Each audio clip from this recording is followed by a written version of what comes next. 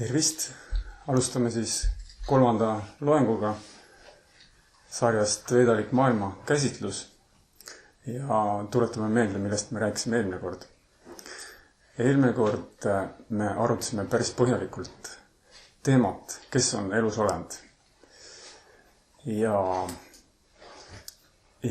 rääkisime sellest vedalikust käsitlusest, et me ei olegi need kehad, vaid et me oleme puhas teadus, igavesed hinged, kes siis võivad liikuda kehast kehasse, saada erinevate elusolendite kehasid, et need erinevaid eluvorme on 8,4 miljonit selles universumis ja see hing võib siis olla ühes elus näiteks kassi kehas, järgmises elus näiteks mingi taimena tulla ja kõrgem võimalik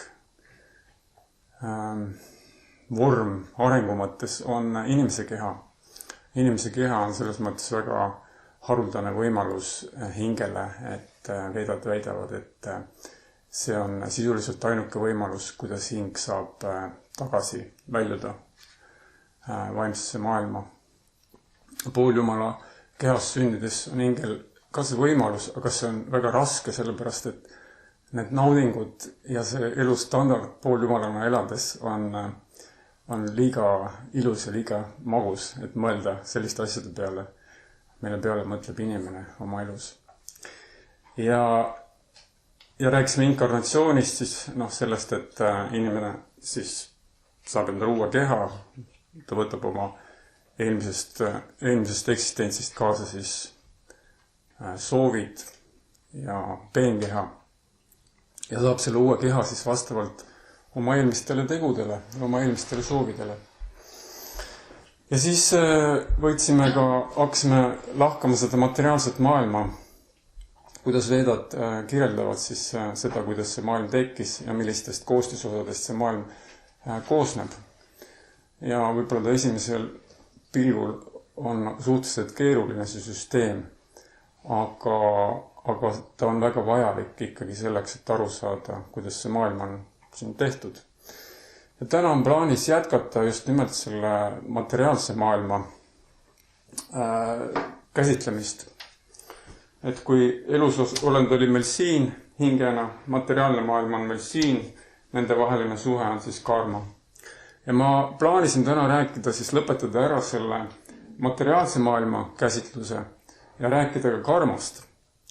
Aga kui ma hakkasin ette valmistama loenguks ja vaatasin siis seda, mis meil sellest materiaalsest maailmast veel on rääkida, ehk siis ma plaanisin täna rääkida 3 looduse kuunast. Siis selle ettevalmistuse käigus ma mõistsin, et see 3 kuunat, see on niivõrd oluline teema, et ma ilmselt räägin täna ainult sellest ühest teemast. Sellepärast, et vedad käsitlevad neid kuunasid väga põhjalikult. Sisuliselt kõik vedalikud teosed puudutavad neid, milline teos rohkem, millised vähem, aga see on üks põhilisemaid vedalikke kontseptsioone üldse.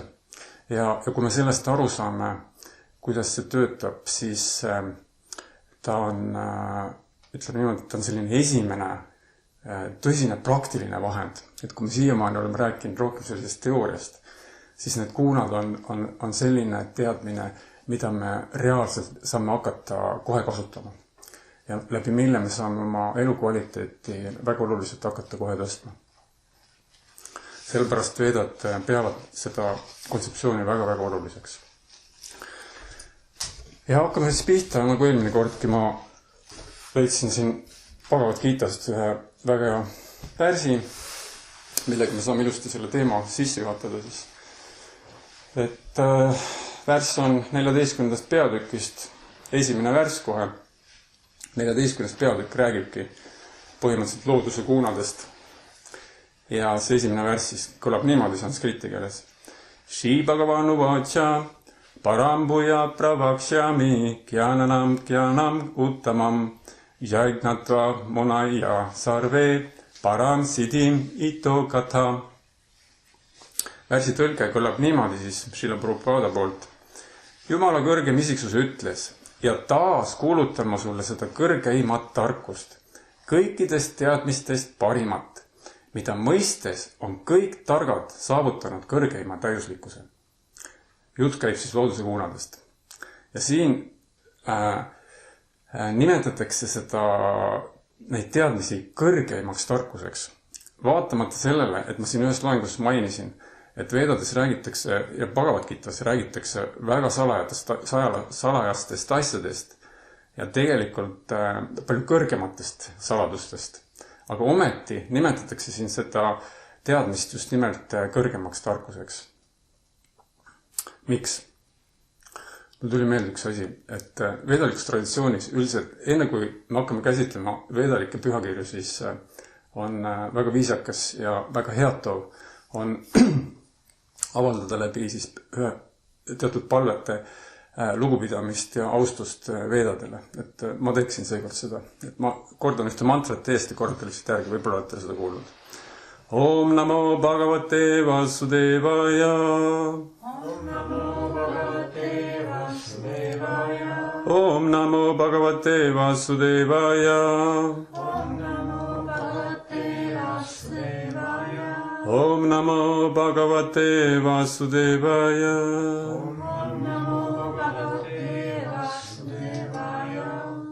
Om Ajnanatimirandhyasya Gnananjala-shalakaya Chakshurun Militamyana Tasmai Shri Gurave Namaha. Namo Vishnu Padaya Krishna Prishna Purvashna Bhakti Vishnu Dharma Bhakti Vyazamukyan Radha Madhav Zivinam Priti Bhumashtatma Pradashkam Namamaya. Niisiis, neid teadmisi nimetatakse siin värsis uttamam, mis siis tähendab kõrgeim. Ja just nimelt sellel põhjusel, et neil on niivõrd suur praktiline väärtus. Et see on asi, mida me saame hakata kohe reaalselt rakendama. Et kui me eelmine kord rääkisime näiteks sellest, et me oleme igavesed hinged, me ei ole need kehad, siis see on kõik tore teooria. Aga nagu me selle loengu ära kuulame, siit välja läheme oma igapäevaste tegevuste juurde, nii me seda üsna kiirelt unustame, sellepärast, et igapäeva olukorrad sõidavad meile sisse, see reaalsus ja nii edasi, et väga raske on hoida siis non-stop 24 tundi meeles seda, et me ei olegi need kehad. Sellepärast, et need kehad meid niivõrd palju mõjutavad. Aga võt need kuunad, nemad on juba selles mõttes, teatud mõttes on ta nagu vaimse tee algklass. Ja selleks, et jõuda siis vaimses eneseteadvustamises ja praktikas siis ülikooli ja kõrgete klassideni, nagu tavaelus tuleb käia läbi kõigepealt esimesed klassid, esimene, teine, kolmas, neljas. Ja need kuunad on siis just nimelt sükene, nagu algkool teatud mõttes, läbi mille on siis kõik targad saavutanud kõrgeima täiuslikkuse. Mis tähendab seda, et kõik targad, kes on selle täiuslikkuse saavutanud, on samuti järginud neid samu asju. Et ka nemad ei ole jätnud vahele neid teadmisi. Ja kuunad, nagu me täna siin, lõpuks ma püüan seda siis siin selgitada, kuunad aitavad meil saada välja sellest materiaalsest, nendest materiaalsetest köidikutest, sest sellepärast, et sanskriti keel on selline huvitav keel, et ühte sõnas on sageli pandud sisse palju tõdesid. Ja kuuna teine tähendus sanskriti keeles ongi köis ehk nöör, mis hoiab meid siis, need asjad hoiavad meid kinni siin maailmas. Ja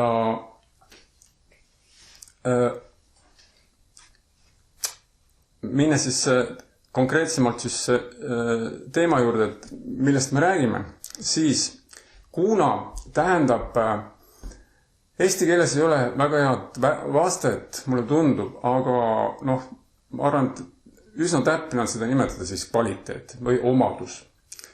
Ja vedade järgi siis kogu maailm, kogu eksistents materiaalne jaguneb 3 suure kvaliteedi vahel.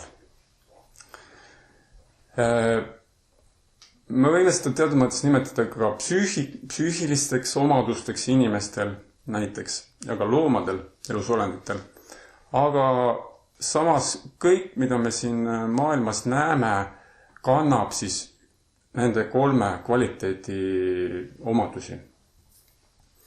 Ja hakates siis maailma nägema läbi selle 3 suure grupi, meil saavad väga paljud asjad selgemaks. Et miks teatud inimesed teatud olukordades niimoodi käituvad, miks me ise niimoodi käituma, miks meil on selline tuju just täna ja nii edasi. Et see selgitab meil hästi palju meie elu ja ümbritseva kohta. Ja neid on siis 3 tükki. Kui me alustame siis nii-öelda kõige madalamast kuunast, kõige madalamast omadusest, siis seda nimetatakse sanskriti keeles tamas, mis tähendab siis teadmatuse ehk siis pimeduse kuuna. Ja see nimetus juba siis iseloomustab selle kuuna kvaliteeti. Veel enne kui ma nendest lähemalt hakkan rääkima, siis kuidas nad puutuvad siis selle materiaalsesse maailma ja sellesse loomisse, siis kui me eelmine kord tegime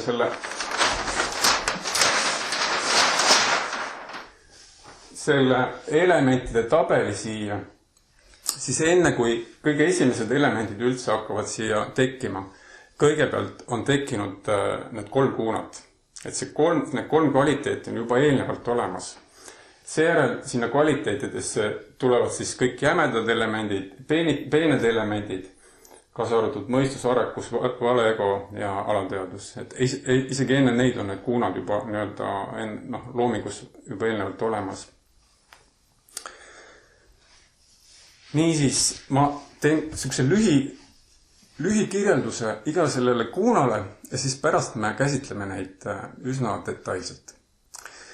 Kõigepealt teadmatuse kuuna siis, tamas kuuna. Ma usun, et kõige parema pildi ja ettekujutuse saab sellest kuunast, kui ma kirjeldan selle kuuna mõju all olevat inimest. Et siis me kujutame kõige pildikumalt ette seda asja. Milline on siis tamas kuuna, kellel on siis tamas kuuna kvaliteet valdav? Selline inimene on laisk, lohakas, pahur, torisev, millegagi ta rahul ei ole, kõike ta kritiseerib, ise mitte midagi ette ei võta. Tihti on nad sõltlased erinevatest asjadest, mida me suudame välja mõelda. Seksisõltlased, hasartmängusõltlased, alkoholisõltlased, kõik muud sõltlased. Vot see kõik selliste omadustega inimesed, nad on valdavalt siis teadmiste kuuna mõju all.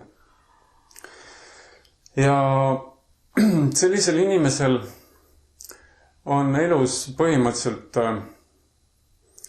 tal eesmärgid puuduvad. Ta lihtsalt eksisteerib. Ja tema on rahul oma eluga, kui tal on rahuldatud 4 põhivajadust, mida ma siis siin ühe korra juba mainisin. Ehk siis ta saab puhata, magada, ta saab oma kõhu täis süüa, ta saab paarituda ja tal on teatud turvalisus, teatud enesekaitse. Kui need 4 põhivajadust on tal rahuldatud, siis tema jaoks on sellest piisav. Ma usun, et selliseid inimesi meil tuleb silme ette, meil siin ühiskonnas leidub, eriti sõltlaste näol, meil on palju sõltlasi ühiskonnas tänapäeval, nii hasartmängusõltlasi kui alkoholisõltlasi kui muid sõltlasi. Et hea on teada, et see on kõik teadmatusse kuuna lihtsalt mõju. Ja kohe öeldes ära, et need kuunad, et need ei ole meil kaasa sündinud. Need kuunad on looduse kvaliteet, mis siis nii-öelda nagu peegelduvad meie peal. Ja hea võrdlus on näiteks, mis loom see on, mis võtab selle värvi? Kameelion, jah. Et kui kameelion tuleb, näiteks minu halli kampsuni peale ronib, siis ta võtab selle hallitooni. Et kui ta läheb edasi kuskile rohelise taime peale, siis ta võtab rohelise tooni. Ja võt täpselt samamoodi on nende kuunadega. Et kui me oleme mingisuguses keskkonnas, kus on valdav, siis see kvaliteet, näiteks kus on kokku tulnud alkoholisõltlased ja nad ei tegele selle probleemiga. Ja me satume sellesse keskkonda, siis me võtame selle sama värvitooni. Et teisisõnu, me saame selle sama kvaliteedi endale ja muutume samasuguseks. See on see, kuidas kuunad töötavad. See ei ole kaasasündinud. Et kui me eelmine kord rääkisime, Ajurvedast rääkisime nendest 5 elemendist, siis see on kaasasündinud inimesel, see tasakaal, et kellel on rohkem vee-elementi, kellel on rohkem seal õhuelementi ja nii edasi, see proportsioon, see on kaasasündinud. See on kuni eostamise hetkest, ütleme munarakust alates, eostamise hetkest päris ei ole, munarakust alates siis kuni siis elusolendi surmani on see kood sisuliselt, algne kood inimesel, see tasakaalu kood on sama. Aga kuunadega ei ole niimoodi. Et kuunadega on niimoodi, et seda me saame ise reguleerida. Nii, lähme siis edasi. Järgmine siis teine kvaliteet on siis kirekuuna, mida siis sanskriti keeles nimetatakse rajas kuuna. Ja kirekuuna inimene on selline suhteliselt tüüpiline lääne ühiskonna inimene. Ma arvan, et me saame päris hea pildi, kui me kujutame ette ühte sellist aktiivset ärimeest, kellel on mobiiltelefon käes, kes kiirel sammul ajab oma asju, temal on silme ees, on ainult oma eesmärk, ta elab selle eesmärgi nimel, ta on suhteliselt ükskõikne vahendite suhtes, temal on kõige olulisem see, et saavutada oma eesmärk, ta elab selle eesmärgi nimel. Kõik uued emotsioonid, spordivõistlused, kiired autod, peod, see kõik, mis lisab seda kirge inimesele. Vot see on see, mida see kirekuunas inimene otsib. Ja kirekuuna võtab oma kvaliteedilt, ta võtab väga palju energiat inimeselt. Ja tegelikult lääne ühiskond on üles ehitatud sellele, et inimestele pakkuda seda kirekuuna nii-öelda maitset ja seda kirekuuna naudinguid. Ja Patanjali joogas on lausa üks eraldi väljend selle kohta juba 100 aastat tagasi, kus siis inimene pendeldab siis selle teadmatuse ja kirekuuna vahel. Vikshepa peaks olema, jah. Vikshepa on see termin. See on ühesõnaga selline dünaamiline seisund, kus inimene olles siis selles kirekuunas, elades sellist kirglikku elu, ajades taga oma elu eesmärke, raha, naudingud, emotsioonid, kus ta siis teatud hetkel, ta nagu kulutab oma energia ära. Ja varem või hiljem selline inimene, ta kukub sinna teadmatuse kvaliteeti.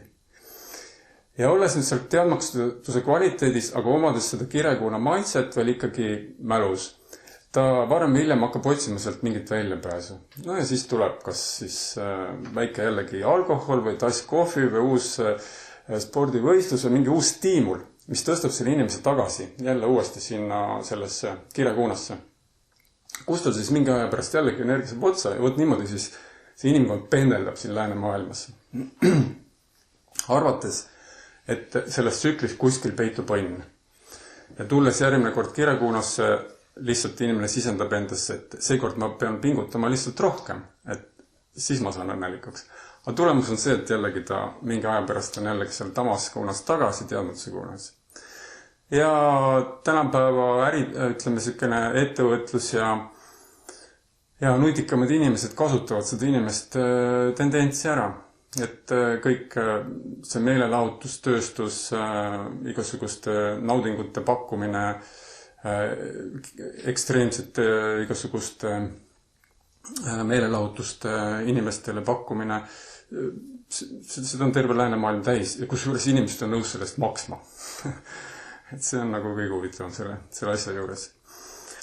Vot, ja lääne inimene usub siiralt, et selles kirekuunas, selles kire meeleolus peitub ikkagi õnn. Aga veedad on teisel arvamusel. Veedad ütlevad meile, et on olemas veel kolmas kvaliteet, kust tasub õnne otsida. Ja seda kolmandat kvaliteeti nimetatakse siis vooruse kuuna, mis on sanskriti keeles siis sattva kuuna.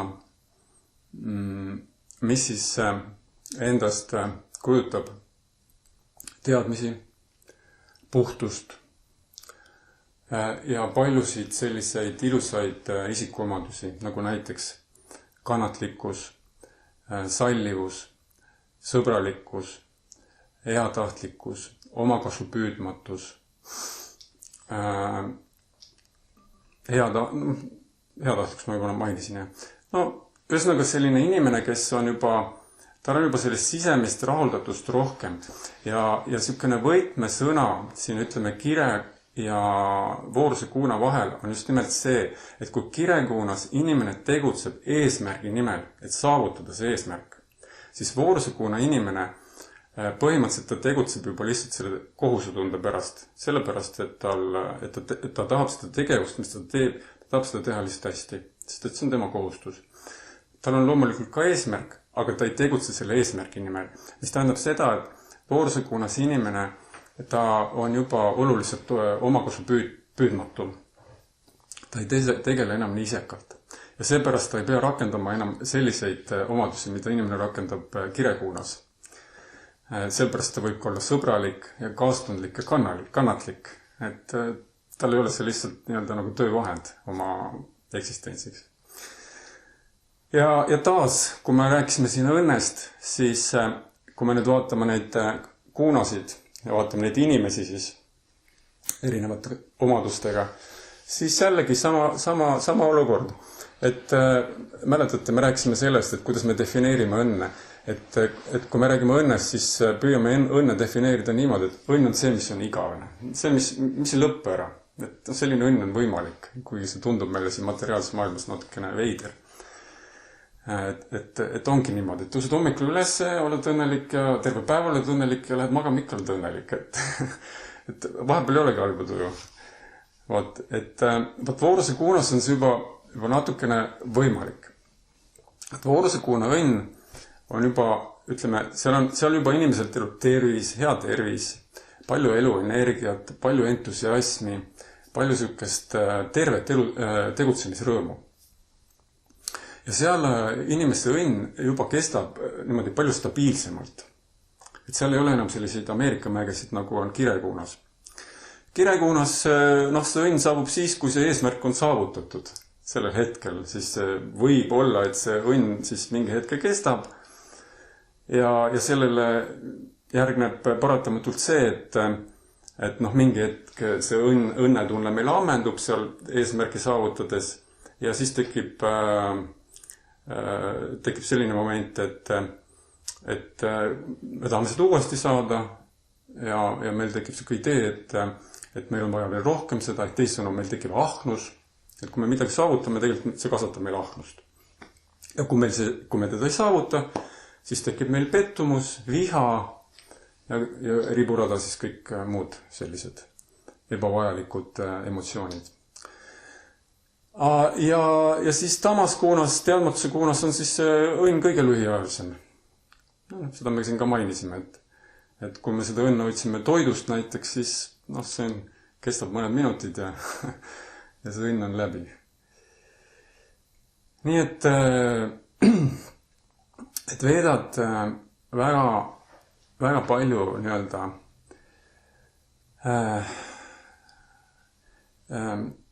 propageerivad seda voorusekuunat. Ja see on tegelikult, kui me hakkame mõtlema, see on väga hästi näha siin maailmas ja see töötab suhteliselt reaalajas. Et ma räägin ühe loo, et natukene tuleks meil silme ette selline pilt, kuidas need kuunad töötavad. Lugu iseenesest on väga huvitav. Kunagi, kui Leonardo da Vinci maalis seda kuulsat maali Püha Söömaaeg, kus siis Jeesus Kristus on oma 12 jüngriga. Olete näinud seda? Ja. Et see jäi siis nii-öelda selliseks viimaseks nende koos veedetud pidusöögiks. Ja seal on siis 12 jüngrit ja Jeesus. Ja Leonardo da Vinci'l oli niimoodi, et tal oli see pilt, see maal juba praktiliselt valmis. aga tal oli iga selle karakteri jaoks oli siis modell, kelle näojoonte põhjal ta siis neid joonistas seal. Ja tal oli sealt pildilt puudu ainult siis Jeesus ja Juudas. Juudas siis oli see, kes reetis Jeesuse. Ja nad olid nagu selles mõttes kaks sellist äärmuslikku karakterit sellelt maalilt. Et Jeesus, kes on siis puhas, üllas, kõik võimalike vooruslike siis, tunnustega ja näojoontega. Ja Juudas, kes siis oli kade, tige, ütleme teadmuse kuuna karakter teatud mõttes. Ja Leonardo da Vinci ta venitas selle maali tegemisega siis nii kaua, kuni see kardinal vist seal oli 3 aastat juba oli see pildi tegemine veninud. See kardinal muutis siis juba natuke närviliseks ja hakkas uurima, et kuidas see pildi tegemine läheb. Ja lõpuks siis Leonardo da Vinci pani sellele protsessile natukene hoogu juurde ja ta leidis siis Jeesuse rolli, kirjutasin natuke ajast ette, ta ikkagi selle Jeesuse karakteri leidis ühest kirikukoorist ühe noore poisi, kes oli täpselt selline vooruslik, puhas ja nagu ta oli otsinud. Ja ta võttis selle noorme siis modelliks ja maalis siis sinna pildile selle Jeesus ära. Ja nüüd 3 aasta pärast siis, kui see kardinal muutus närviliseks, siis ta läks uuesti siis aktiivselt otsingutele, et leida selle Juudase rolli siis üks persoon. Ja ta leidis siis lõpuks kuskilt silla alt ühe kodutu, kes oli must, räbane, kaltsudes, purjus, ennast täiesti põhja joonud ja elanud. Ja ta vaatas täpselt, see on täpselt selline kuju, keda mul vaja on. Ja ta lasi oma abilistel toimetades oma ateljeesse, nad seal natukene teda seal kasisid, panite kuidagi istuma ja ta maalis selle Juudase karakteri ära täpselt nii, nagu ta tahtis. Ja lõpuks see kodutu siis, tal hakkas seal natukene pilt ette tulema, kui ta kainemaks hakkas saama. Ja kui ta lõpuks tal märkas seda maali, siis ta karjatas üle kogu selle ateljee, et ma olen näinud seda pilti. Ja Leonardo da Vinci küsis, et kuidas see võimalik on, et kus sa seda näinud oled. Ta ütles, et see seal keskel, see olen mina, et kunagi mind maaliti selle sama pildi peale kui Jeesus Kristus on. Nii et selle Leonardo da Vinci pildil on siis see modell, kes on Jeesusena ja selle Juudasena on üks sama inimene. Vahe on 3 aastat. Et see lugu on illustreerimaks, et kuidas aeg teeb oma töö ja elades siis erinevate kvaliteetide mõju all me võime muutuda ka välimuselt lausa. Et tegelikult need kuunad on inimestel isegi näkku kirjutatud, et on võimalik näost näha, millise kuuna mõju all inimene on ja milline on tema elustiil ja kuidas need kuunad teda siis nagu mõjutavad. Nii et me oleme nendega seotud, nende kuunadega, et nagu ma ütlesin, see on köis. Me oleme kõik nendega seotud ja kõik nende mõjude all. Me ei saa nendest siin vabad olla siin materiaalses maailmas. Ja nad on meile vajalikud tegelikult eksisteerimiseks. Ja miks vedad ütlevad, miks neid kuunasid siia maailma siis vaja on? Miks siis Jumal lõi selle maailma, selle suure 3 omadusega. Et esimene põhjus, mida siis tuuakse välja, on see, et need kuunad annavadki sellesse maailma sellise mitmekesisuse. Et siin oleks mitmekesisust. Et meil oleks siin huvitav. Sellepärast, et Jumalal endal oleks huvitav. Selles mõttes, et kui kõik oleks täpselt ühesugune, siis poleks kellelgi huvitav. Et jah, et ühesõnaga need kuunade abil luuakse siia maailma mitmekesisus.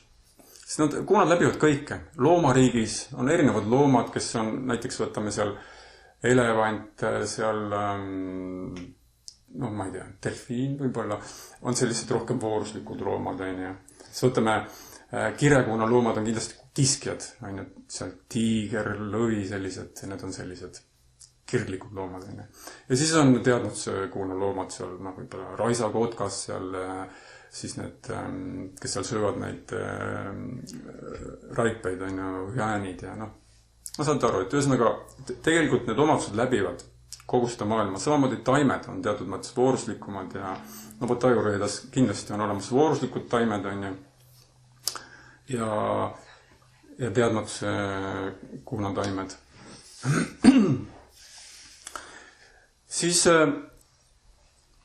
teine asi, siis seda ma juba mainisin, et need kuunad, nad tegelikult seovad meid ja veedad ütlevad niimoodi, et tegelikult tegutsevadki kuunad. Seda on muidugi raske praegu mõista. Seda peab natuke pikemalt lahti selgitama, aga tegelikult meie ei tegutsegi.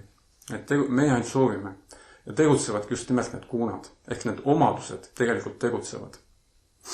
Need läbi mille me teostame siis maailmas asja. Need ongi tegelikult need looduse kuunad. Lihtsalt teadmiseks. Ja kolmas väga oluline moment, miks neid kuunasid on tegelikult ka vaja, on just nimelt see, et just nimelt nende kuunade abil meil on võimalik alustada seda vabanemise protsessi ja saada vabaks nendest samadest köidikutest. Et piltlikult öeldes, kui meid on nööriga kinni seotud, siis seda sama nööri lahti arutades, seda sõlme lahti tehes, me saame ka vabaks. Ma räägin seda. See on väga huvitav, kuidas siis need kuunad aitavad meil vabaneda materiaalsetest sidemetest. Aga enne seda ma püüan natuke veel avada neid kuunasid rohkem ja minna rohkem detailidesse. Miks just nimelt selle pärast, et me tunneksime nad ära. Et me saaksime aru, praegu ma olen selle kuuna mõju all. Või et see inimene on selle kuuna mõju all. Et esimene samm ongi see, et me hakkame neid märkama ja me hakkame neid enda juures tähele panema ja oskame neid ära tunda. Alustame siis võib-olla sellest Šrimad Bhagavatami 11. laulus 25. peatükis 26. värss. Ütleb siis täpselt milline on siis erinevates kuunades tegutsemine, kuidas inimene tegutseb erinevates kuunades.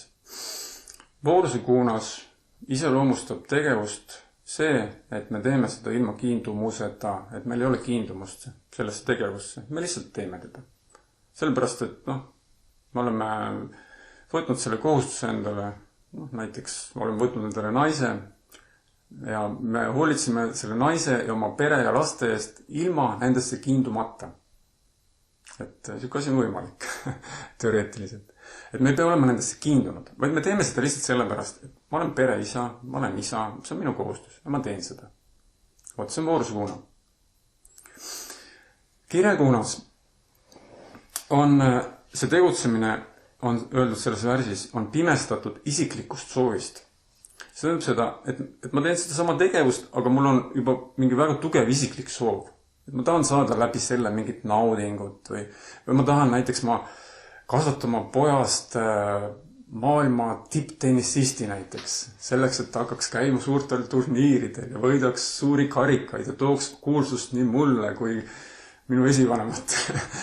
Et selline motiivid on juba hoopis teistsugused. Ja tegelikult, olgem ausad, enamus meist tegeleb just nimelt nende motiividega, selles kirekuuna motiividega. Palju meist siis tegelikult tegutseb siin niimoodi, et me üldse ei ole kiindunud, see on lihtsalt teen. Kindlasti neid tegevusi meil tuleb ette.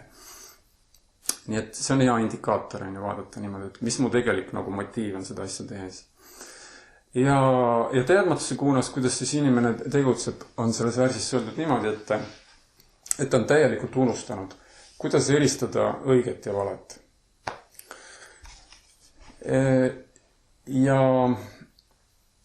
Ja see seostub hästi sellega, kuidas me siis kasutame arukust erinevates kuunades. Et eelmine kord me rääkisime, et meil on arukus, mille abil me saame analüüsida seda maailma siin. Bhagavad Gitas 18. peatükis on siis 3 järjestikulist värssi, mis ilusti räägivad siis lahti selle, kuidas me seda arukust kasutame erinevas kuunas.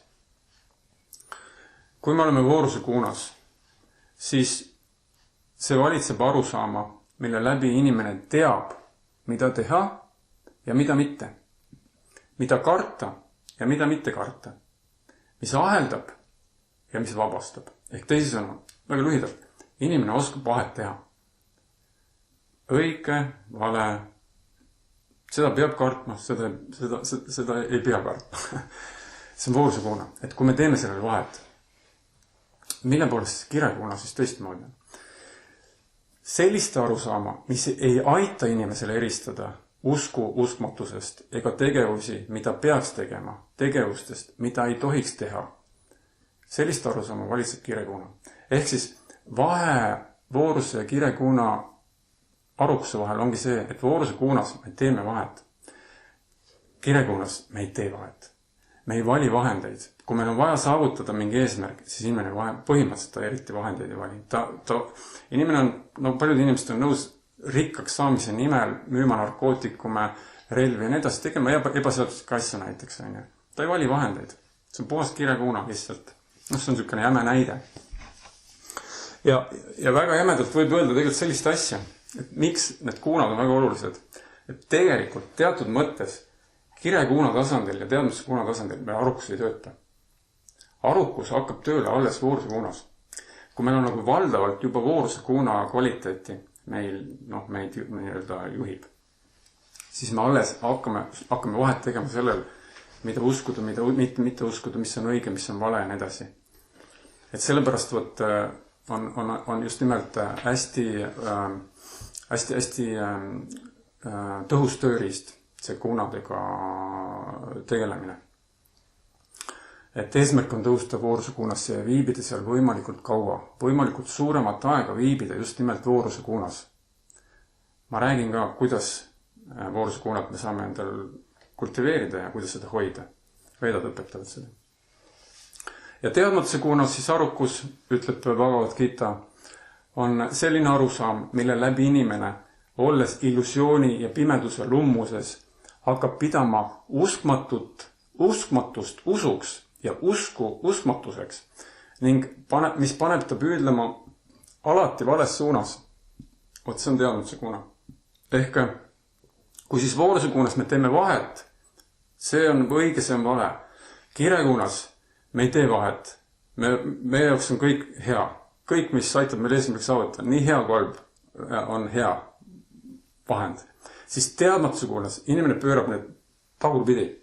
See, mis on tegelikult hea, seda ta hakkab pidama halvaks. Ja see, mis on tegelikult halb, seda ta hakkab pidama heaks. Vot seda see töötab arukus teadmatuse kuunas. Ta pöörab selle asja hoopis teistpidi. Ja inimene hakkab uskuma seda, mis on tegelikult uskmatus, nagu siin öeldakse. Ja tegelikult uskuda hakkab pidama uskmatuseks. Et tal maailm pöörab nagu ennast teistpidi. Siis, mis ma siit veel võiks välja tuua? Veedad räägivad väga palju sellest kuunadest väga erinevates kohtades, nii et varem hiljem, kes veedasid loeb, puutub kokku nende asjadega, aga võib-olla oleks huvitav veel teada, et kuidas siis, ma võtan siit samast Bhagavad Gitast, kus siis kirjeldatakse ka tegevused, ehk siis karma, kuidas inimene tegutseb 3 kuunas. Nii, kõigepealt vooruse kuunas, kuidas inimene tegutseb. Jah.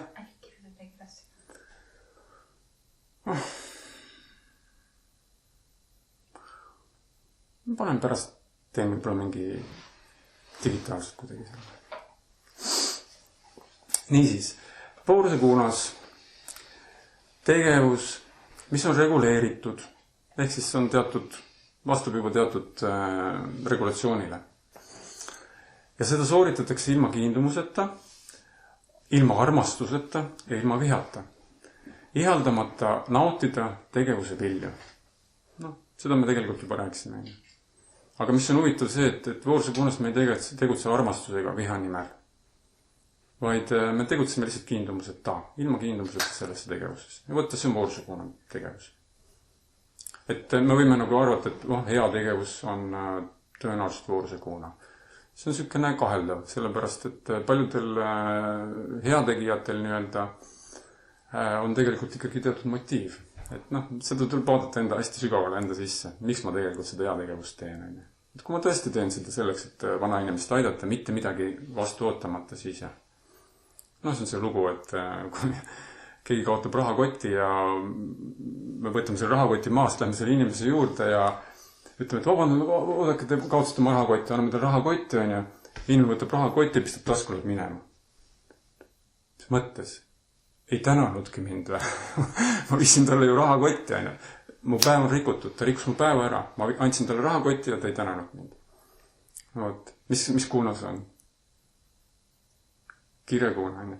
Et vooruse kuunas on ju, ma oleks võtnud selle rahakotti ja andnud selle inimesele, et vabandust, teil kuks rahakott kõik. Me ei oleks oodanud mitte midagi. Tänas ei tänanud, on ju. Et sellepärast on alati nagu hea vaadata enda sisse, et mis tegelikult meid ajandab tegutsema, on ju. Niisiis, kirekuunat iseloomustab see, kui tegevused on suurte jõupingutustega tehtud, ehk inimene rakendab palju jõudu, palju energiat, et seda asja teha. Suurte jõupingutustega oma soovide rahuldamiseks sooritatud tegevus, mille ajandiks on vale ego. Vale ego siis ajandab tegutsema meid enda rahuldamiseks. See on kirekuuna. Ja teadmatuse kuuna tegevus on siis selline, mida sooritatakse illusioonis. Illusioon on siis täielik kaetud seisund, kus inimene üldse ei teadvusta, mis maailmast elab. Hoolimata pühakirjade korraldustest ning mõtlemata ei sellele, milliseid ahelaid see tegu tulevikus seab, ega sellele, milliseid kannatusi või vägivalda see teistele põhjustab. See ongi teadmatuse kuuna. Ehk inimene tegutsedes, ta ei mõtle üldse tagajärgedel. Ta lihtsalt teeb mingi asja ära, mis saab, inimene teda ei huvita see. Ja sellega ta sageli põhjustab teistele kannatusi ja vägivald. Vägivald on teadmatuse kuuna. See, mis maailmas on praegu nii lokkab. Perevägivald, kõik. See on puhas teadmatuse kuuna. Inimesed on lihtsalt selle kvaliteetse omaduse mõju all. Ja seal selles kvalitatiivses seisundis on väga lihtne sooritada vägivallakti. Sellepärast, et inimene on selles teadvuses, ta on selles kuunas. Nii et kui meil siin valitsus, president siin isegi oma aastapäeva kõnes räägib perevägivallast ja otsitakse vahendeid, siis tuleb leida vahendeid, kuidas inimesed välja tuua teadmatuse kuunast, tuua nad vähemalt kirekuunassegi esimese sammuna. Sest me ei saa kohe nii suurt hüppet teha, et minna kõiki inimesi vooruslikaks teha. Et need on asjad, mis töötavad. Need on asjad, mis reaalselt töötavad. Kõik ülejäänud on ajudused lahendused. Et inimene peab hakkama iseenda kallal tööd tegema oma omaduste kallal. Siis on võimalik saavutada ka tulemusi. Ja on Bhagavad Gitas on värss samast peatükis 14.18, mis võtab väga ilusti kokku üldised seadused siis nendele kuunadele. Põhimõte on väga lihtne. Ma loen selle värsi ette. Värss on siis niimoodi kõlab. Vooruse kuunas asetsevad inimesed tõusevad järk-järgult kõrgematele planeetidele. Kirekuuna mõjuvales asetsevad inimesed elavad maistel planeetidel ning jälestusväärsust teadmatuse kuunas viibijad lähevad alla põrgulikesse maailmadesse. Siinkohal on hea mainida, et me ilmselt seda vedeliku kosmoloogiat siiski selles loengutsüklis ei jõua käsitleda, see on liiga lai teema. Et vedelikus kosmoloogias on siis universumi kirjelduses on siis välja toodud 14 planetaarsüsteemi. Universumit ise kirjeldatakse sellise munakujulisena, milles on siis erinevad tasandid. On kõrgemad planetaarsüsteemid, kus siis elavad pooljumalad, kus on siis nii-öelda taevas, paradiis, millest räägivad kristlased. Aga see jääb kõik materiaalse maailma piiridesse. See ei ole vaimne maailm. Vedade järgi. on olemas siis keskmised planetaarsüsteemid, siis kus siis asetseb ka meie, kus asetseme, siis Maa planeet. Ja on olemas madalamad planetaarsüsteemid, täpselt samamoodi nagu on Piibel kirjeldab ja teised pühakirjad räägivad põrgust, on olemas need samad põrguplaneedid. Ja veedades on väga detailselt kirjas, millise siis teo eest inimene millisele planeedile saab, kes seal, milline planeet ootab teda tapmise eest, milline planeet ootab teda muude pattude eest. Et see on väga detailselt kirjas, väga detailselt. Et see läbi lugeda siis paneb mõtlema väga tõsiselt. Nii et veedad kinnitavad seda kontseptsiooni, et põrgu on olemas, eksisteerib. Ja see hing siis ta liigubki siin materiaalse maailmas, kui ta nüüd jääb siia materiaalse maailma piiridesse, siis ta liigubki just nimelt nende planetaarsüsteemide, erinevate planetaarsüsteemide vahel. Et elusolend võib saada pooljumala keha, ehk siis teisisõnu sattuda sinna paradiisiplaneetidele, aga ka seal on kõik ajalik. Et piltlikult öeldes meil antakse üks krediitkaart, kus meil on puhkuseks päris korralik pangaarve, päris korralikud naudingud, haigusi seal põhimõtteliselt ei ole, toit kasvab nii-öelda käe väljasirutamise kaugusel, et need planeete on kirjeldatud ka veedades ka samuti väga detailselt. Ja elu on seal ikkagi meie mõistes nagu üle mõistuse nauditav. Aga võt kahjuks on ta ikkagi ajalik, see tähendab seda, et mingi hetk see elu saab läbi seal ja elusolendil tuleb tulla tagasi jällegi, laskuda. Sellepärast veedad ei ütle, et võt see paradiisi kontseptsioon, et see on parim võimalik variant, et see on tegelikult ikkagi materiaalne soov. Ja see ei ole veedade järgi kindlasti lõplik eesmärk. Seal öeldakse, et kui inimesed satuvad sinna paradiisi planeetidele, siis neile pannakse selline kirjanda, lillevärk kaela. Ja kuna ta siia kaela on kord pandud, siis ta mingi hetk püsib värskena meil, seal 1000 aastaid on. Aga mingi hetk kukub esimene see lilleõis sealt küljest ära ja hakkab see närbumise protsess ikkagi pista seal. Vot, ja siin on öeldud, mis toimub. Erineva kuuna mõju all olemisel. Ja Bhagavad Gita räägib sellest 8. peatükis. Ja kõik veedad kirjeldavad, kinnitavad seda. Millest siis oleneb see, kuhu me edasi satume? Väga oluline moment on surmahetk. See hetk, kui see hing lahkub siis kehast. Vedades öeldakse, on selline asi nagu, mis guptad on? Chitragupta. Chitragupta. See tähendab sanskriti keeles, see on nagu varjatud kaamera. Et meil on nagu need, mis need on need spordikaamerad? GoPro'd on tegelikult kõigil küljes. Ja see kõik, mis toimub, see tegelikult läheb kõik lindile nii-öelda. Inimesed on kirjeldanud seda, et siis enne kehast lahkumist meil lastakse siis nagu lindilt kõik läbi niimoodi. See kiiresti nagu. Vot, et see kõik salvestub. Vedas on kirjas, kes meid kõiki kogu aeg jälgivad. Et nii vesi kui õhku, kõik koguvad meie kohta infot. Et kui me lükkame kuskil mingi tolmurulli kuskile kappi alla, siis see pannakse kirja, et mitte, see ei ole nii, et ainult meie nägime seda. Ehk teisisõnu, see teadvus, mis meil on surmahetkel, määrab selle, millise eksistentsi me saame siis järgmises kehas. Ja millise keha me saame. Ja see teadvus oleneb just väga suurel määral sellest kuunadest, et millises kuuna mõju all me oleme. Ja siin on öeldud, kui me oleme vooruse kuuna mõju all, siis me liigume ülespoole. Kui me oleme kirekuunas, me jääme samale tasandile. Kirekuuna on illusioon, et seal toimub progress. Kirekuunas toimub paljal tammumine tegelikult. Inimene seisab sama koha peal. Ta ei lähe mitte kuskile, ei üles ega alla. Ja teadmatuse kuunas inimene läheb siis madalamatele planeetidele. Inimene saab, või siis saab loomakeha näiteks.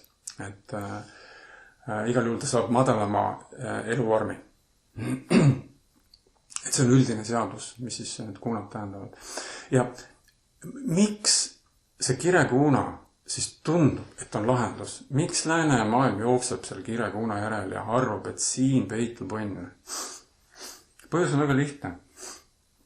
Vedades öelda, see sama Bhagavad Gita ütleb seda, et kõik see, mis on alguses kirekuunas nektar, muutub pärast mürgiks. Ja see nektar, me saame seda kohe. Kirekuunas me saame kohe. Nii et me saame nagu, me saame selle emotsiooni, me saame selle elamuse, ja me saame selle sisuliselt väga kiiresti kohe kätte. Ja meil tundub, et see on see, mis meid teeb õnnelikuks. Lihtsalt seekord tuli ta vähe, meil on vaja järgmine kord rohkem. Mõistus ütleb meile niimoodi, pinguta järgmine kord rohkem. Vooruse kuunas ütleb Bhagavad Gita, see, mis on alguses kui mürk, aga pärast muutub nektariks, see on vooruse kuuna. Ehk vooruse kuuna hüved, vooruse kuuna õnn, teda ei anta meile nii kiiresti. Vaid me peame nii-öelda teatud seinast nagu läbi närima, enne kui me seda saama hakkame. Et hea näide on näiteks hommikul vara tõusmine, mis on üks võimsamaid vooruse kuuna kultiveerimise meetodeid tegelikult. Tõusta siis Brahma muhurta ajal, mis siis on enne päikese tõusu, meie laiuskraadil on ta natukene siin subjektiivne see teema, aga igal juhul varajased hommikutunnid on vooruse kuuna aeg. See on see, hommik on vooruse kuuna, päev on kirekuuna, öö on teadmuse kuuna. Need, kes tegutsevad öösel, vargad, pätid, joodikud, kaabakad ja siis politseinikud, kes need peavad taga ajama. See on teadmuse kuuna. Päev, tegutsemine, see on kirekuuna. Hommik, kui kõik tärkab, kõik on vaikne, loodus, see on vooruse kuuna. Nii, ja miks ma sellest rääkisin? Hommikul ärkamine on nektar. Jaa, vara hommikul ärkamine on alguses mürk, tohutu mürk. Kuidas ma ajan ennast kell 4 hommikul voodist välja on, see ei ole normaalne. Uni on pooleli, unustage ära. Aga kui me seda suudame mingi aja teha, vedad ütlevad, et 30 päeva on siin jooga õpetustes on see kirjas. 30-40 päeva on selline kriitiline aeg. Kui me 30 päeva suudame teha järjest mingit ühte harjumust, uut harjumust, siis see muutub meile loomulikuks. Ja kaob ära vajadus teha seda jõupingutusega. Ja samamoodi, see varajane ärkamine, suutes nüüd teda teades, et see on vooruse kuuna mürk, mille ma pean lihtsalt praegu ära tarbima, siis ta lõpuks muutub nektariks. Ja need inimesed, kes on programmeerinud oma elu ümber ja hakanud vara tõusma, nad ei taha sellest enam loobuda, sest see on tõesti, ta muutub, see kogu elu kvaliteet läheb tegelikult teiseks. Ajurveda soovitab seda. Ajurveda võti on vooruse kuuna, sest vooruse kuunas peitub tervis. See sama varane ärkamine, see on üks suuremaid tervisevõtmeid. Absoluutselt. Kirjutud alla, jah? Ja absoluutselt sellega. No, on väga raske saavutada, aga kui sinna jõuda, siis kui mõni päev hiljem üles ärkad seda valgus, sa oled kohe kuskil alla kukkunud. Vot see on see, millest me räägime praegu. Et peab aru saama, et see kirekuuna on väga kavaralt tehtud just nimelt sellepärast, et meil oleks selline illusioon, et kohe-kohe me saame selle õnne kätte. Aga tegelikult ta põhjustab meil hoopiski pärast mürki, kannatusi. No alkohol on hea näide. Joome alkoholi, algus on kõik, emotsioonid on laes, kõik on tore. Aga järgmine hommik on asjad hoopis teistmaad.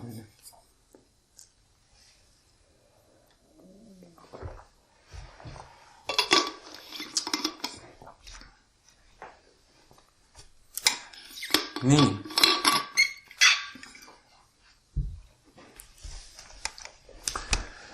Ma räägin siis mõne sõnaga veel. Meil on ilmselt juba aru saanud, et vooruse kuuna on väga suure eelisega teiste ees, aga miks ta veel on, milles tema suur eelis veel seisneb, on selles, et Šimad Bhagavatam 11. laul 13 peatükk 6. värss ütleb Uddhava Gita, see on Uddhava Gita väga imeline teos, kus siis räägitakse ka kuunadest ja öeldakse sellist asja. Kuni inimene hakkab saama otseseid teadmisi vaimselt hingelt, selline ajani kuni me hakkame siis saama siis hingel tasandilt teadmisi. Praegu me ei saa. Ja ütleb lahti enda samastamisest materiaalse keha ja mõistusega. Praegu me samastame ennast oma keha ja mõistusega. Kuni selle ajani siis, mida me peame tegema? See on väga praktiline juba. See keha ja mõistus, mis on põhjustatud 3 looduse kuuna poolt. Seniks tuleb kultiveerida neid asju vooruse kuunas. Otsene juhendus veedadest. Tõstes vooruse kuuna osakaalu mõistab inimene automaatselt religioosseid printsiipe ja praktikaid ning sellise praktikaga avaneb transcendentaalne teadmine. Transcendentaalne tähendab väljaspool materiaalset maailma olev teadmine. Ehk teisisõnu, mis on selle vooruskuuna peamine eelis siis veedade järgi? On just nimelt, ta loob inimesele selle dharma, inimese tegeliku arusaamise, ta avab inimese jaoks religiooni nagu mõõtme. Et kirekuunas religiooni ei ole. Vooruskuunas esimest korda inimene hakkab mõtlema vaimsete asjade peale. Vaatab esimest korda võib-olla hakkab huvi tundma, mida tehakse kirikus, mida tehakse templitis ja nii edasi. Et siin inimene jõuab täiesti teisele kvaliteedile. Ja inimene hakkab automaatselt praktiseerima religioosseid printsiipe. Me teame, et religioonid annavad meile erinevad religioonid, annavad meile väga kõrgeid ilusaid näpunäiteid, kuidas oma elukvaliteedi tegelikult tõusta. Aga inimesed kahjuks ei täida neid. Ja niimoodi avanevad siis need teadmised. Sellepärast on see väga kõrgelt hinnatud kvaliteet. Ja inimesel tekib soov järgida siis mingisugust religioosset teed. Et selline soov tekib nagu iseenesest inimesel. On probleemid, ka vooruse kuunas on probleemid, et kuna ta on ikkagi siin meil materiaalse maailma vooruse kuuna, siis tema probleem seisneb selles, et inimene nüüd saavutades selle puhtuse, teadmise, neid omadusi hakkab saavutama, siis inimesel tekib uhkus. Mina tean nüüd, kuidas asjad käivad, mina olen nüüd puhas, mina tõusen vara hommikul. ja see asetab nagu inimese, see meie ego, vale ego, ta töötab nii peenelt, et ta asetab meid siis nagu kohe nagu teistest kõrgemale. Ja siis me hakkame nagu vaatama, et ta ei järgi siin vooruse kuunat ja me hakkame nagu teisi hindama niimoodi. Ja see, nagu me selle positsiooni võtame, me oleme kollaki tagasi teadmatuse kuunas, sel samal hetkel. Et sellepärast vooruse kuunas peab olema väga ettevaatlik, et kui need teadmised ja see puhtus ja see kvaliteet tuleb, et me ei unusta ära, et seda, et see on väga, väga lihtne samm uhkuseni. Ja palju on rääkida. Okay. Ma räägin siis mõne sõnaga sellest veel, nüüd siin selle teema siis kokku võtmiseks, et esiteks, kuidas nende kuunade abil on võimalik siis vabaneda ja lõpuks ma räägin sellest, kuidas siis endas kultiveerida neid kuunasid konkreetselt. Ja siis teeme sellise küsimuste arutelu ringi, et kui mingit asja on vaja rohkem avada, siis proovime seda siin vaadata.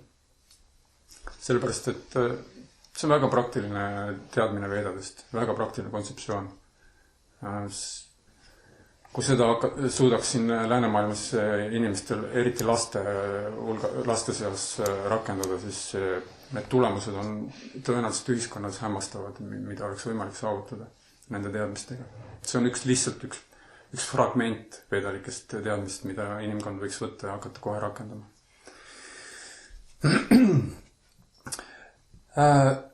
Šimad Bhagavatamis on toodud selline näide, et kui Metsas, sageli juhtub selline asi, üsnagi sageli seal lõunamaades, bambused metsas tuulega hõõruvad niimoodi, liiguvad ja hõõruvad üksteise vastu. Ja seal tekib, seal on palav loomulikult, temperatuurid on juba kõrgel. Ja seal võib tekkida niivõrd kõrge temperatuur, et need puud ise süttivad. Metsas, tulekahju tuleb sellest lihtsalt, et puud hõõruvad üksteise vastu. Ja vot veedad toovad selle näite ja teisisõnu võib öelda niimoodi, et see mets ise süütab ise ennast. Et läheb põlema, tekib tulekahjud ja suured metsad põlevad maha. Ja veedad toovad selle sama analoogi siis nende kuunadega. Et me saame neid kuunasid kasutada samamoodi selleks, et maha põletada need seosed. Kuidas see töötab? Bhagavad Gitas on värss, mis ütleb, et mõtlen, kas ma kirjutasin selle välja. Ma vist ei kirjutanud seda välja. Aga selle värsi mõtte, see on ka 14. peatükis, mäleta värsi numbrit. Igatahes selle värsi mõtte on selles, et võt need 3 kuunad, nende eripära on selles, et vaatamata nende samaaegsele kohalolekule pidevale, on üks kuuna kogu aeg domineeriv. Et kui meil on domineeriv vooruse kuuna, siis 12 kuunat on alla surutud. Kui on domineeriv kirekuuna, siis on teadmatuse ja vooruse kuuna alla surutud. Ja seda nüüd ära kasutades me saamegi kultiveerides pidevalt vooruse kuunat, me saame neid teisi 2 omadust suruda maha. Et see on see sama, teisena me kultiveerime teadmisi, puhtust ja vooruse kuuna omadusi. Ja ma just lugesin mõni nädal tagasi, on selline teos Bhaktivinoda Thakuril nagu Shri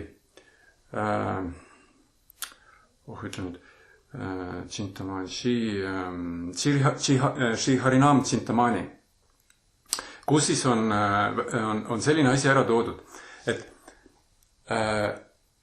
on olemas, sellest räägib ka muidugi Gita, aga sellest, et on olemas need materiaalsel maailma 3 kuunad, vooruse kuuna, aga on olemas ka Shuddha-sattva, mis tähendab puhas vooruse kuuna ja mis ei ole selle materiaalse maailma looduse kuuna, mis on siis miksitud teadmatuse ja kirega, vaid mis on puhas vooruse kuuna, ilma kire ja teadmatuse mõjuta. Ja vot see sama vooruse kuuna, mis on siin materiaalses maailmas, see sama vooruse kuuna on vaimses maailmas. Ainult ilma kire ja teadmatuse. Miks? Sellepärast, kirg on mis? Kirg on loomine, brahma.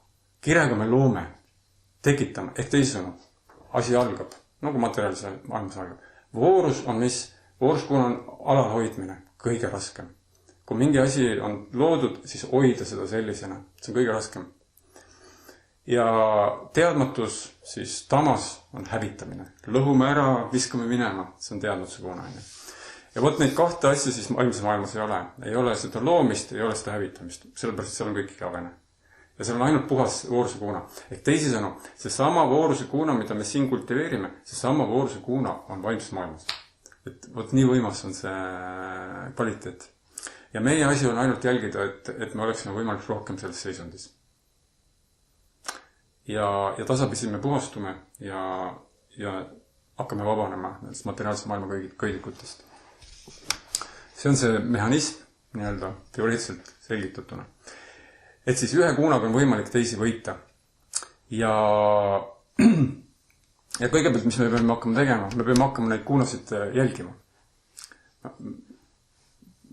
Kes me siin nagu neid teadmisi siin mõned aastad juba valdame, siis meil on nagu selline juba standard näiteks. Pühapäeva hommikul keegi tõuseb üles ja kuuled kuskilt vetsust, et ma olen tama kuules. Et nagu, hakkad elama juba selle teadmisega, et praegu ma olen liiga nagu selline kuidagi emotsionaalne, et vist kirekuuna valdab praegu. Et ma nagu teen liiga kiirustades asja ja kuidagi püüan nagu väga saavutada seda, et vist kirekuuna praegu on mul nagu võtnud siin ohjad oma kätte. Et nagu selline, kogu aeg selle asja analüüs käib selline vaikne. Tamakuuna on see, et mitte midagi viitsi teha. või tahaks hea meelega kritiseeriks kedagi ja niimoodi. Et see me tunneme ära selle meeleolu ja me tunneme, kuidas need meeleolud tegelikult meie peal vahelduvad. Ja me teeme, et ahah, kui mul on selline meeleolu praegu, tahaks piriseda, toriseda, siin sõimata kõiki teadmusse kuuna, tegutseb teadmusse kuuna, selge, mis ma tegema pean. Ja kui me nüüd hakkame neid kuunasid nägema, siis see on huvitav tegelikult. Et Srila Prabhupada on toonud siin sihukese huvitava näite kuskilt, et teate, kuidas rebane püüab paabulindu. Rebane on teadupärast kaval loomane ja see kinnitab seda arvamust temast. Paabulind on selline linnukene, et ta väga pikki lende teha ei suuda. Aga heal juhul, kui ta ennast kokku võtab, siis ta suudab puu otsa lennata. Et ta võib puu oksa peale lennata. Ja kui ta rebast näeb, siis ta teeb selle jõupingutuse ja lendab sinna puu otsa. Rebane ei hakka talle puu otsa järgi ronima. Rebane tuleb kohale ja jääb sinna puu alla seisma. Ja see paabulind vaatab rebast niimoodi. Ja teate, mis rebane tegema hakkab? Tegelikult ka niimoodi. Rebane hakkab jooksma ümber puu. Ringi. Ja see paabulind hakkab teda niimoodi vaatama. Tal pea ringi ei, aga siis ta vaatab niimoodi ja siis vaatab, kus ta seal on ja niimoodi ühesõnaga. Ja see rebane jookseb nii kaua, kuni see paabulindil hakkab pea ringi käima ja ta kukub puu otsast alla. Ja rebane saab ta kätte. Et meil on, Prabhupada tõi selle näite sellepärast, et meil on siin materiaalses maailmas samamoodi, et meile meeldib tegelikult kõike jälgida. Kui midagi liigub kuskil, siis meil on huvitav. Et vahel on niimoodi, et lähed kuskile kaubanduskeskusele, sul on mingi pilt, sa isegi teadvusta, mis sealt tuleb, aga lihtsalt sul on huvitav vaadata, sest seal midagi liigub. Et see on selline inimlik omadus. Ja need kuunad, nad ongi, mis tekitavad selle liikumise siin maailmas. See kõik see olukordade vaheldumine seal, viha muutub seal armastuseks ja kõik, see on kõik kuunade poolt loodud see. Kogu see dünaamika. Ja me peaksime siis ka õppima seda nägema, et tegutsevad looduse kuunad, karjub, selge, ta on selle kuuna mõju all. Et kogu aeg näeme maailma läbi selle prisma, et need 3 suurt kvaliteeti maailma juhivad. Ja väga hea on siis teada, lõpetuseks ma räägin siis sellest, et kuidas siis kultiveerida neid omadusi endas. Et teatud mõttes, kui me rääkisime, et mäletate esimeses loengus, et meil on olemas põhimõtteliselt sambanda, ehk siis kogu see süsteemist arusaamine, teadmised, vundament. Ja meil on olemas lõplik eesmärk, millest ma veel pole jõudnud rääkida. Millest ma räägin järgmistes loengutes, siis ma ei tea, palju neid tuleb veel. Lepime kokku. Ja on meil olemas siis, ehk siis prajojana ja on olemas abideja, ehk siis see praktika, see tegevus, mille abil me jõuame siis oma eesmärgini. Ja see nüüd osa nendest kuunadest, ta tegelikult integreerub juba sellesse tegutsemise aspekti siin sisse. Et kuigi ta on osa sellest materiaalsest maailmast, me saame teda kasutada juba siit vabanemiseks ja oma kõrgema eesmärgi saavutamiseks siis vedade järgi.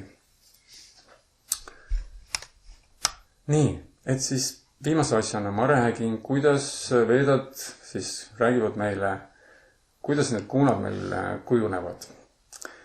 Kõigepealt öeldakse, kõige suurem osa siis meie saatusest nii-öelda, kui me siia inimkehasse satume, kõige suurem osa tegelikult ikkagi meil määrab karma, määrab meie eelnevad soovid, eelnevad teod. Ja siis läbi karma siis erinevad planeedid, mis siis siin erinevatel eluperioodidel mõjutavad. Planeedid on seotud täpselt samamoodi kuunadega ja annavad meile siis neid kvalitatiivseid omadusi. Teise suure asjana, see oli lihtsalt praegu teema sissejuhatuseks. Tegelikult ma räägin ära kõik need, mis siin on välja toodud selles samas Utava Gitas 11. laulus 13 peatükk ja 4. värss on siis toodud välja 10 põhilist mõjutajat, mis meil mõjutavad selle kuuna värvi saamist. Mis taust see peab siis sellel kameelonil olema, et ta võtaks selle värvi. Ja neid meil väga oluline teada. Esimese asjana on selle välja toodud šastra, ehk siis teisisõna pühakiri või siis, ma ei oska öelda, kuidas seda öelda, filosoofia teos, mille järgi me elame. Kes elab, ma ei tea, Marxi õpetuste järgi, kes elab piibli järgi, kes elab, ma ei tea, Kamasutra juhenduste järgi. Meil on, inimestel on erinevad asjad, mille järgi nad siis oma elu nagu seavad. Ja võtta igas kuunas on siis hea teada, on erinevad pühakirjad, erinevad juhendused. Voorse kuunas on, ütleme siis, piibel, koraan, sellised teosed. Siis kirekuunas, näiteks kõik teosed, mis õpetavad meil materiaalseid ressursse saavutamast, igasugused äriõpikud, kõik võimalikud Kamasutra, mis õpetab siis osa veedadest, on kirekuuna teos. Ja teadmatuse kuunas võib välja tuua näiteks must maagia, tantra, sellised müstitsismid, mis see on teadmatuse kuuna kategooria veedade järgi kõik. Et see mõjutab meid, et meil on väga oluline siiski, mida me loeme. Siis väga suures osas üks suuremaid mõjutajaid on toit ja vesi. Et veedad ütlevad vesi, aga ta on peenel kujul, ta on toit tegelikult. Ja sellel ma isegi peatuksin natukene pikemalt, sellepärast, et ma loeksin ette. See on väga oluline. Toit on siis, toit on see, millest me ennast üles ehitame. Ja mitte ainult jämedal tasandil füüsilist keha, vaid me toidu abil me ehitame üles ka just nimelt seda psüühikat, neid kuunasid. Süües erinevaid toiduaineid, me saame erinevad kuunasid enda sisse. Et ta on kõige lollikindlam meetod teatud mõttes üldse endas selle kuuna kvaliteedi kultiveerimisel. Ma lihtsalt nimetan toiduained, mis annavad meile näiteks teadmatuse omadusi. Teadmatuse kuuna omadusi annavad meile toidud, mis on maitsetud, vanad, roiskunud, toksilised, kõikvõimalikud alkohol, igasugused pahaks läinud toidud, kõikvõimalikud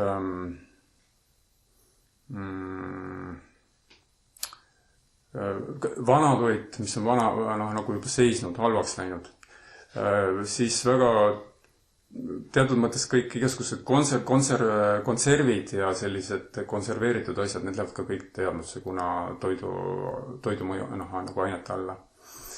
Ehk siis teisisõnu, süües sellist toitu, me saame seda omadust, me sööme endale sisse seda teadmatuse kuna. Ja sa võib-olla alati oskad. Külmutatud toit ka.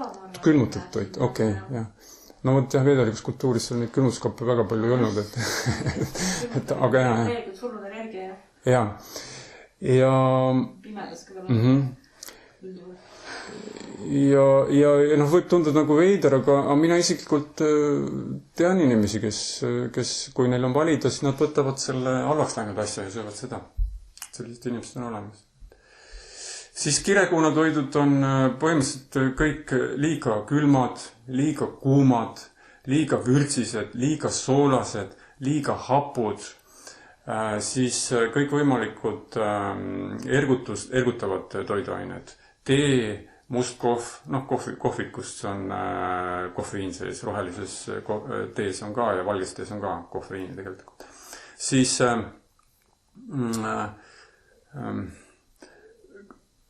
liiga vürtsised toidud, võt see on just, kui on liiga palju teravust toidus, võt see annab meile kirekuunat. Et see on see, miks inimesed armastavad hästi palju vürtsi, hästi palju alkohol, see kõik on kirekuuna. Ja alkohol, ütleme, võib öelda niimoodi, et selline mingi naps või sellises väikeses kogus alkohol, see on kirekuuna mõju. Aga alkohol juba suures koguses on nagu kahtlemata teadmatuse kuuna. Ja teadmatuse kirekuuna toiduainete alla ma nimetan ka sellised asjad, mida inimesed väga palju tarbivad, aga mis veedade järgi on ikkagi, annavad meile selliseid omadusi. Siis esimene asi on kindlasti on liha. Et liha nagu suures koguses, liha, no nii nagu inimesed harjutada tänapäeval sööma, ehk siis iga päev korralik beef. Et see on kindlasti teadmatuse kuuna. Et ei veedade ja ajurveeda kuskil ei räägita, et me peame iga päev sööma sellistes kogustes liha. Et see ei ole inimesele vajalik tegelikult. Liha on ajurveedas on juhendused jah loomulikult olemas, kuidas liha tarbida ja millise looma liha ja et see peab olema ulukiliha kindlasti välistatud, et süüakse lehma veiseliha, veis on üldse veedalikus kultuuris väga püha loom. Ja liha kasutatakse ajurveedas jah seal taastusravis ja sellistel eesmärkidel, aga mitte kindlasti igapäevaseks siis nagu nii-öelda põhitoidus. Sellepärast, et ta annab meile just nimelt seda kire ja teadmuse kuuna kvaliteeti. Vooruse kuunas on liha väljas. Vooruse kuuna toidust on liha väljas. Et selles mõttes. Seda süües meil on hea seda teada. Ja samuti on siis kire ja teadmuse kuuna toiduained on sellised, on laugulised. On sibul ja küüslauk, mis annavad meile just nende kahe kuuna omadusi. Et süües jällegi igapäevaselt niimoodi pidevalt sibulat ja küüslauku, me lihtsalt oleme nende omaduste mõju all. Inimesed on näiteks vägivaldsed, sellepärast nad süüvad küüslauku iga päev. Sest nendel on teadmatuse kuuna mõju, niivõrd tugev. Ja samuti seened. Seened kuuluvad ka nende kahe kvaliteedigruppi. Millised toiduained on siis vooruse kuunas? Vooruse kuunas on, veedad ütlevad, Bhagavad Gitas väga ilusti, kõik, mis soojendavad meie südant, kosutavad meid, kõik puuviljad, kõik pähklid, kõik kaunviljad, kõik juurviljad, kõik teraviljad. See on juba väga suur valik toiduaineid. Ja väga oluline. Vooruslikud toiduained on kõik veedade järgi, mis on siis algselt magusa maitsega. Sellepärast käib kindlasti vooruslik toiduainete hulka piim, sest piim on oma maitselt magus algselt. Ja kõik piimast tehtud toiduained on ka vooruslikud, väga vooruslikud toidud veedade järgi. Ja loomulikult siis mesi ja muud magusad sellised nektarid, mis looduses on saada, kõik puuviljade mahlad.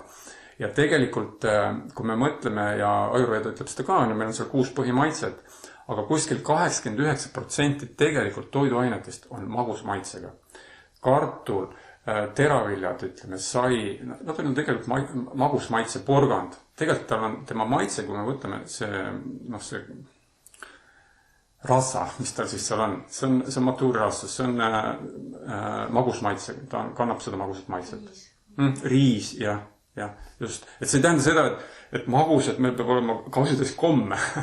Ei, kui meil on kausides riisi, kartulit, porgandit, siis see on juba vooruslik, see on väga vooruslik toit.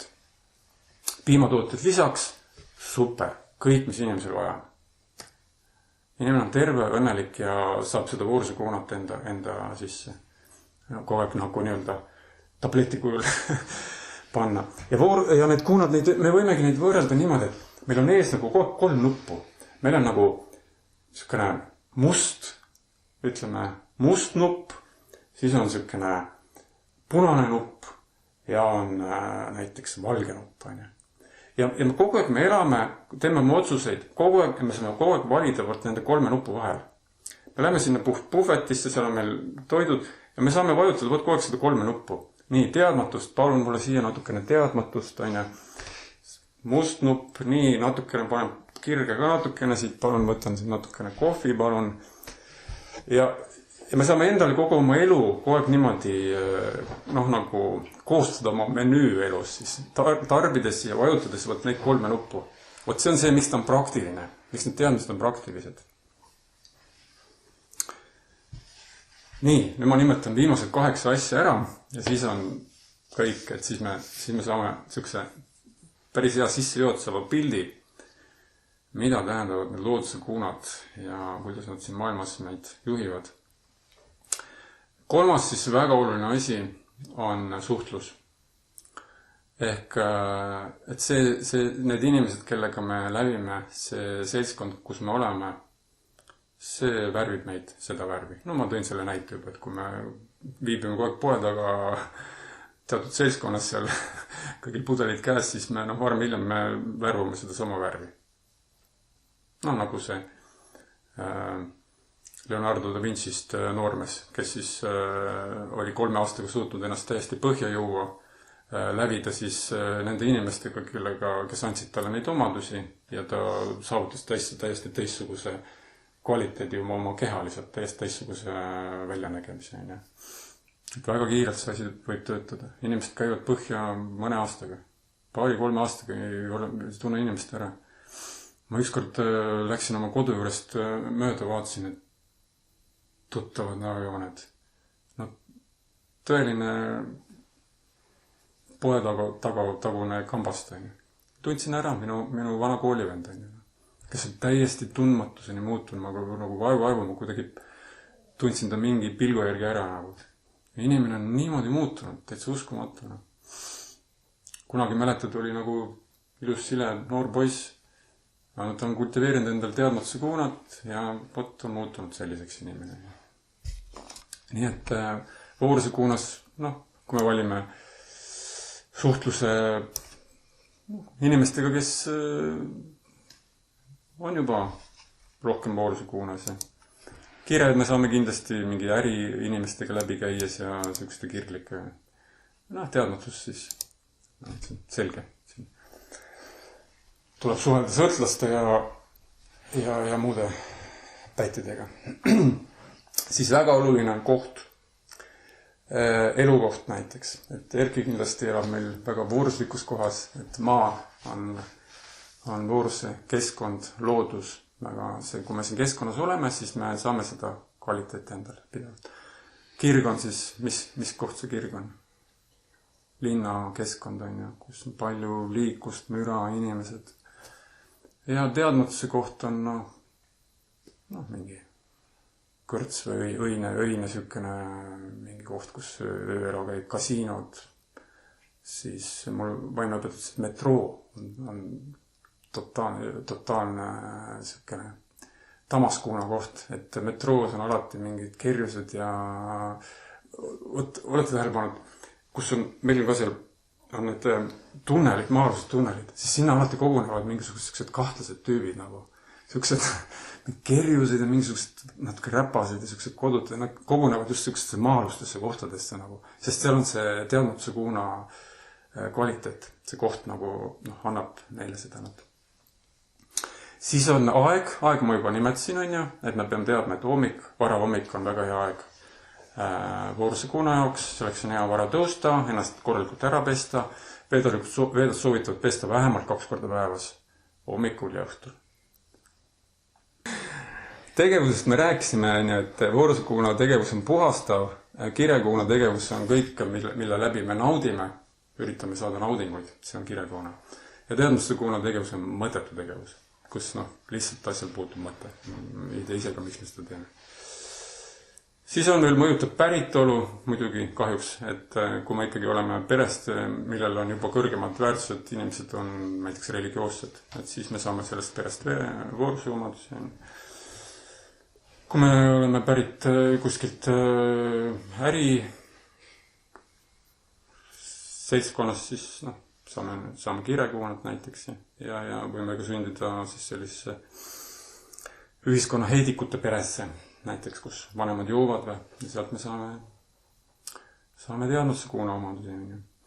Ja siis siin 3 viimast asja on meditatsioon, ehk teisisõnu, millele me mediteerime, et me kõik mediteerime millelegi. kes mediteerib taevalistele planeetidele, mis on siis kirekuuna.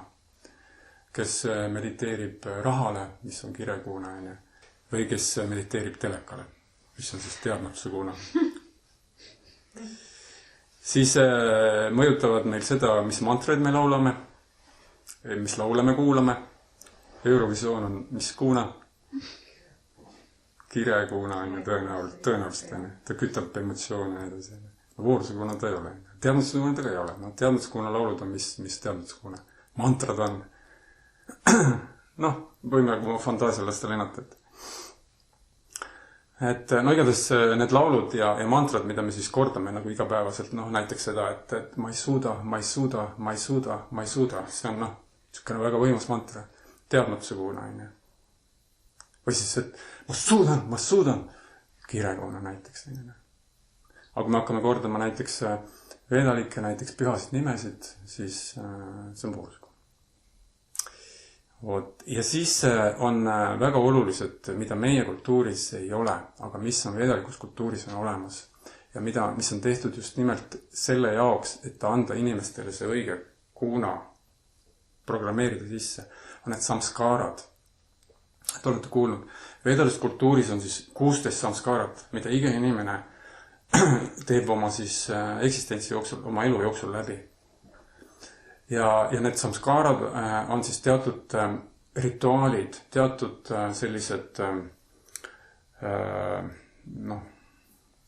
sündmused, mis jätavad inimesele väga tugeva jälje. Ja see jälg aitab inimestel just kultiveerida seda vooruse kuunat. Ma toon mõned näited, mis on. Esimene samskaara hakkab pihta siis, kui inimene viljastatakse. See on karbatana samskaara. See on täielik rituaal, kuidas seda vedalikus kultuuris tehakse. See ei ole nii lihtsalt, et poisid ja tüdruks said pärast pidu kuskil kokku ja tuli laps. Teada, mis laps, see on juba ette programmeeritud, milline see laps tuleb, mis eludele, mis kuunad teda hakkavad nagu valdama.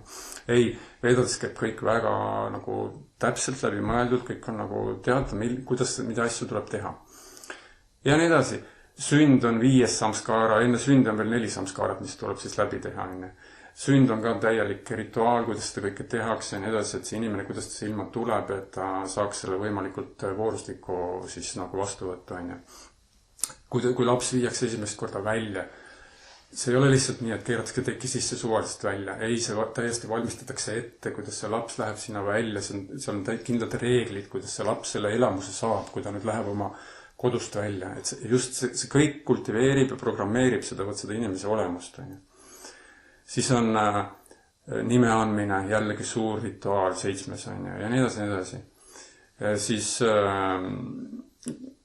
kooli minek, kooli lõpetamine, siis on suur rituaal on vivaha samskaara, siis, mida näiteks me ka siin Merlega tegime läbi, ehk siis vedalikus võtmes siis abiellumine, mis on üks võimsamaid samskaarasid, mis inimesel oleks vaja läbi teha, sellepärast, et see kirjutab nii võimsalt selle soovi meile üle.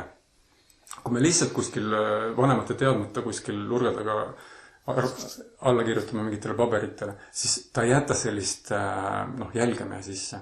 Ja see samskaara, see tugev mälestus, mulje, kui teda õigesti teha läbi õigete rituaalide, siis ta annab meile selle rahulolu. See asi on tehtud. Sellega on korras. Ja see on vooruslikult tehtud. Et need ei ole juhuslikult, sellele mitte ühtegi asja ei ole juhuslikult, miks midagi nagu seal tehakse. Ja siis kõige viimane samskaara on siis see, kuidas me siit maailmast lahkume, siis anti-esti samskaara. Nii et see on terve teadus. Et ma andsin ilmselt sükse väikese praegu nagu sissejuhatuse ja mingi pildi sellesse kontseptsiooni.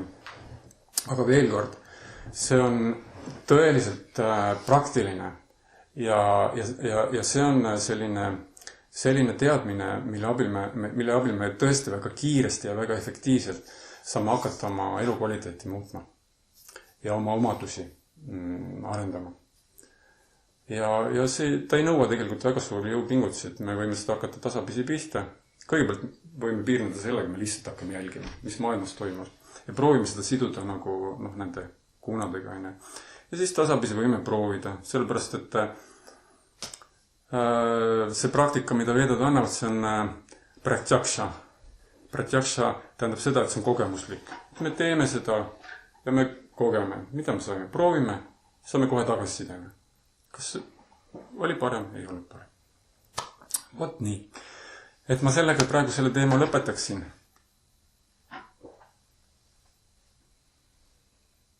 Ja kui on mõned mõtted või küsimused või võime siis vaadata siin läbi korra selle teema. Aitäh! Siis metsa näide jäi kuidagi minu jaoks ebaselgeks, et see viidnud seda lõpuni vist. See, kus puud uurusid põlema, et see pidi olema nüüd otsene mingi seos nüüd nendesse kuunadesse, aga see seos sul kadus kuskil ära lõppu. Okei, jaa.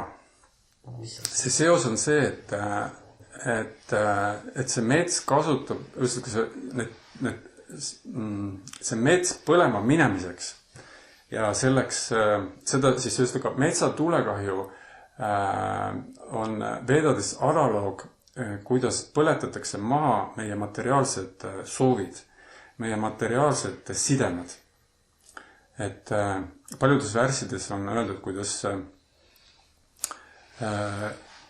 nii nagu metsa tulekahju kustutab ära meie materiaalsed soovid ja meie materiaalsed sidemed, samamoodi siis teadmised võivad siis samamoodi põletada meilt ära selle teadmatuse. Ja seal on see analoog, need seisneb selles, et kui need puud õõrduvad, siis need puud ise põhjustavad selle metsa tulekahju. Et teised, nad on ise selle koostisosad, aga nad ise põhjustavad selle mahapõlemise. Ja samamoodi need kuunad, siis need tuuakse see paralleelses niimoodi, et neid samu kuunasid me saame kasutada selleks, et panna see asi põlema. Ehk siis teadmiste abil põletada maha see teadmatus. Ja see võti on just nimelt selles, et me kultiveerime seda vooruse kuunat. Sellepärast, et vooruse kuuna on teadmised. Selline on see seos, ma ei oska seda kuidagi paremini selgitada. Kas see võib olla siis see, et kui ma näiteks näen, et ma ei tea, tarbin mingisugust asja, mida ma ei peaks tarbima, aga ma ikkagi teen seda edasi, aga ma jälgin ennast kõrvalt. Et ma näen, et näiteks, et ma oletame, et ma peaksin hommikul vara tõusma, aga ma ei suuda, ma jälgin ennast kõrvalt, siis ma magan ennast lõpuks välja iga päev, kuigi ma tean, et ma ei peaks seda võib-olla tegema, nii kaua magama. Aga lõpuks siis soov ammendub, nii et ma lõpuks ei taha seda, ma nagu paha, ma ei taha seda. Kas nii või? Ma jõun nagu tupikusse või? No, pigem Bhagavad Gita ikkagi selgitab seda, et me peame hakkama teadlikult nägema neid 3 kvaliteeti. Ja kui me neid näeme, siis me oskame neid kasutada. Nii kaua, kui me neid ei näe, nii kaua, et me ei näe, et nemad juhivad tegelikult seda maailma, et inimesed on vägivaldsed sellepärast, et nad on teadmuse kuuna mõju all. Nii kaua, kui me seda ei näe, nii kaua me ei saa neid kuunasid kasutada. Okei, aga ma näiteks näen, et ma olen tema kuunas, mis ma tegema siis peaksin? Aha, võt see on hea. Siin on mõned lihtsad nõuanded, kuidas tamakuunast tõusta kirekuunasse. Või kui te näete, et keegi lähedastest on ilmselgelt tamakuunas ja et ta kuidagi ise ei saa sealt välja. Vedeleb juba päevi teleka ees, tööle ei taha minna, tarbib alkoholi ja nii edasi. On näha, et inimesel on probleemid. Siis on suhteliselt lihtne nipp on see, kui sellel teadmuse kuuna inimesele anda mingi väike ülesanne ja nagu aidata tal see ära täita. Näiteks, ma ei tea, lapsed vahel satuvad ka teadmuse kuunasse. Lasta neil enne sööki käed ära pesta, mis on juba kõrgem kvaliteet. Ja inimene siis tehes teadmatuse kuunas midagi eesmärgi nimel, ta tõuseb kirekuunas. Ehk anda inimesele mingi lihtne teostatav eesmärk. Ja inimene seda asja öelda, et kuule, tee oma tuba vähemalt, tee vähemalt see kapp korda. Inimene teeb see kapi korda ja ta tunneb teist kvaliteeti. Ja ta saab sealt maitse. Ja ta hakkab sealt liikuma vaikselt. Et see on nagu, kuidas saab teadmatusest kirge, et kui me oleme nagu totaalselt tunneme, oleme teadmatusest, siis ja me teadvustame seda, kuigi öeldakse niimoodi, et ma olen just loengus kuulnud, et kui inimene teadvustab teadmatuse kuunas, et ta on teadmatuse kuunas, siis ta tegelikult on vooruse kuunas. et juba aru saades, et ma olen praegu teadmuse kuunas, jah, ma olen teadmuse kuunas, siis tegelikult see on juba vooruse kuuna. Sellepärast, et me juba suudame teha vahet teadmine, mis on õige, mis on vale. Ja juba seda, see on küll hea teadmine. Ja juba seda teadvustades me tegelikult saame endale juba ka plaani teha. Ja kui me teame, et okei, ma olen praegu pühapäeva hommik on tõesti, ma magasin liiga kaua ja eile sõin üle ja üldse kõik näidud näitavad seda, et ma olen korralikus teadmuse kuunas praegu, siis tuleb kuidagi võtta mingi eesmärk. Nii, ma teen ikka selle nüüd ära selleks kellaajaks. Ja kui ma nüüd hakkan seda tegema, teen seda asja ära, siis ma lähen sealt teadmuse kuunast, kirekuunasse, ma liigun juba kõrgemale. Et see on see trikk, kuidas saab sinna. Ja kuidas saab kirekuunast, kui meil on liiga palju kirge, liiga palju siis eesmärgi nimel tegutsemist, kuidas saab vooruse kuunasse, on teine lihtne nipp, on see, et teha midagi lihtsalt omakasupüüdmatult. Lihtsalt oma tegemiste vahele teha midagi lihtsalt, näiteks teise inimese jaoks, ilma mitte midagi vastu ootamata. Minna, ma ei tea, aidata vana inimene üle tee, mitte midagi oodates või ma ei tea, tuli siuke rumal näide, poes minna aidata kellelgi asjad kotti panna, näiteks keegi ostis see on vist natuke ohtlik. Ühesõnaga, mõtlen nagu selles, et teha midagi lihtsalt omakasupüüdmatult. Ja jällegi, inimene kogeb veidi kõrgemat maitset, veidi kõrgemat kvaliteeti ja ta võib saada sealt edasi liikuma. Meditatsioon ja loodus on ka. Või minna loodusesse näiteks, jaa. Võtta hoog maha. Ja hoog maha, jah. Jah, vaata, eks see on sellest Toomas Kunas, siis sellele sa nagu ütled, hakka mediteerima. Ei, kirekunast. See kirekunast, jah. Kirekunast võtta välja saada. Aga paljudele kirekunast on ka nagu, ise oled nii teadlik juba, et mediteerid, siis on teine asi, aga kedagi mediteerima panna nagu pigem.